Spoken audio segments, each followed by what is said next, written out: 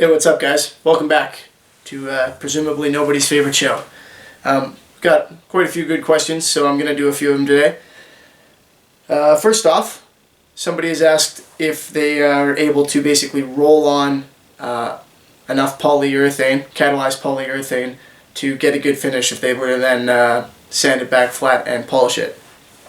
And although that does make sense, one of the issues that you need to consider here is that, much like with nitrocellulose lacquer, catalyzed polyurethane dries very quickly. It also gets tacky very, very fast, so it turns very sticky. So essentially, I've never tried that, but what I would predict happening is that you would start rolling and you'd start to see bits sticking to the roller, like paint sticking to the roller and kind of coming down and being applied and then still adhering and coming up and leaving a very textured finish, potentially even a stringy finish, if you've ever seen how that works when paint starts to string up as you roll it. It's not pleasant. So it might be possible, but I certainly wouldn't recommend it. I think you'd be liable to encounter some significant difficulties there. We got another good one here. Someone asking about waterslide decals. Now, a lot of people try and use waterslide decals on headstocks and stuff like that to get, a graphic on there easily, and it's a good way to apply logos. The issue being that once you've clear coated over those waterslide graphics or decals, you get the little edge around them, right? So, cats are crazy. So what you want to do essentially here is seal up that area, apply your waterslide decal, and then clear coat over it.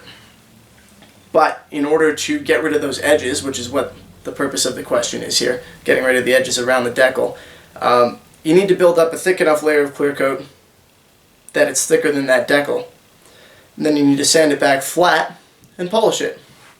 So it's the same as taking out orange peel. You just need to make sure that there's enough clear coat that you have room to sand back flat and still have some on top of that decal. Hopefully that makes sense.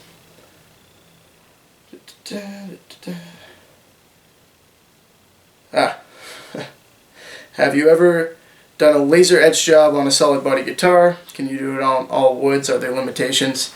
I've done laser etch work on a lot of stuff, not on a guitar specifically. It wouldn't be a problem, except for the fact that the surface kind of needs to be flat. So if the guitar surface is flat, shouldn't be an issue, or if you're only working on a flat surface, that's fine as well. The thing is that when the laser goes off the lens, it has to focus, right? And that's how it burns.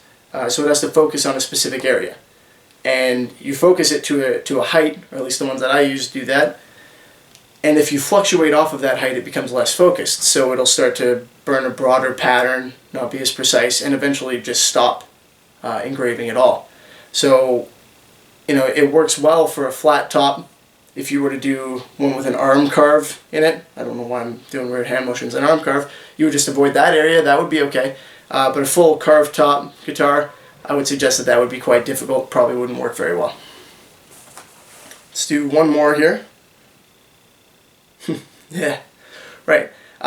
This one is on my video about making butcher block cutting boards, where I laminated maple, walnut, and cherry together to form my cutting boards. I explained why I chose those woods in the video, and someone asked, and I'm sorry, I'm kind of laughing. It's not a dumb question. That's not what I'm getting at here. It's just I didn't predict it.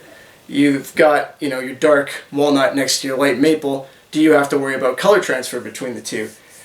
Certainly not. Not with wood. I've never heard of that ever happening. Your dark wood stays dark. It's not paint, it's not stain, you're not applying anything to it to get that color. The dark wood is dark, light wood is light. If you could get transfer between that, I'd go hug people with darker skin than me hoping for a tan. So, not really an issue. Don't worry about that. Yeah, under no circumstances have I heard of woods just by being laminated together transferring colors to one another. Not through oils or anything like that, so don't worry about that. So, I think that's it for today. This series seems to be getting a decent response, so I'll probably continue with it. So, as always, thanks for watching. Hope you found it useful, and see you next time.